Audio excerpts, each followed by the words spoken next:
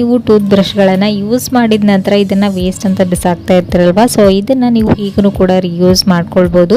So ಈಗ ನೋಡ್ತಾ ಇದ್ರೆ ವಿಡಿಯೋದಲ್ಲಿ ತೋರಿಸ್ದಾಗೇ ಈ ರೀತಿ ಕೊನೆನ ನೀಟಾಗಿ ಕಟ್ ಮಾಡಿಕೊಂಡು ನಂತರ ಇದ್ರ ಹಿಂದ್ಗಡೆನ ಬಿಸಿ ಮಾಡ್ಕೊಳ್ಬೇಕು. ಈ ರೀತಿ ಬಿಸಿ ಮಾಡಿಕೊಂಡು ಇದಕ್ಕೆ ಅಂಟಿಸ್ಕೊಳ್ಬೇಕು. ಈ ರೀತಿ ಅಂಟಿಸ್ಕೊಳ್ಳೋದ್ರಿಂದ ಇದು ಒಂದು ಸಣ್ಣ ಬ್ರಷ್ ಆಗಿ ಕನ್ವರ್ಟ್ ಆಗುತ್ತೆ. ಓಕೆನಾ. ಸೊ ಇಲ್ಲಿ ನೋಡ್ತಾ ಇರ್ಬೋದು ಎಷ್ಟು ನೀಟಾಗಿ ರೆಡಿ ಆಗಿದೆ ಅಂತ. ಸೊ ಇದನ್ನು ನೀವು ರಿಮೋಟ್, ಲ್ಯಾಪ್ಟಾಪ್ ಅಥವಾ ಸಣ್ಣ ಸಣ್ಣ ಫೋನ್ ಕವರ್ಗಳಿರುತ್ತಲ್ವ ಅದನ್ನು ವಾಶ್ ಮಾಡೋದಕ್ಕಾಗೋದಿಲ್ಲ. ಸೊ ಅಂಥ ಟೈಮಲ್ಲಿ ಈ ರೀತಿ ಚಿಕ್ಕ ಚಿಕ್ಕ ಬ್ರಷ್ಗಳನ್ನು ನೀವು ಯೂಸ್ ಮಾಡ್ಬೋದು. ಸೊ ಹಾಗೆಯೇ ಇದನ್ನು ನೀವು ಮಿಕ್ಸಿ ಜಾರ್ಗಳ ಸಂದಿಗಳಲ್ಲಿ ಮಿಕ್ಸಿ ಹಾಕ್ಕೊಳ್ಳುವಾಗ ಏನಾದರೂ ಕಸ ಎಲ್ಲನೂ ಹಾಗೇ ಸೇರಿಕೊಂಡು ಹಾಗೇ ಬಿಡ್ತಾ ಇರ್ತೀರಾ.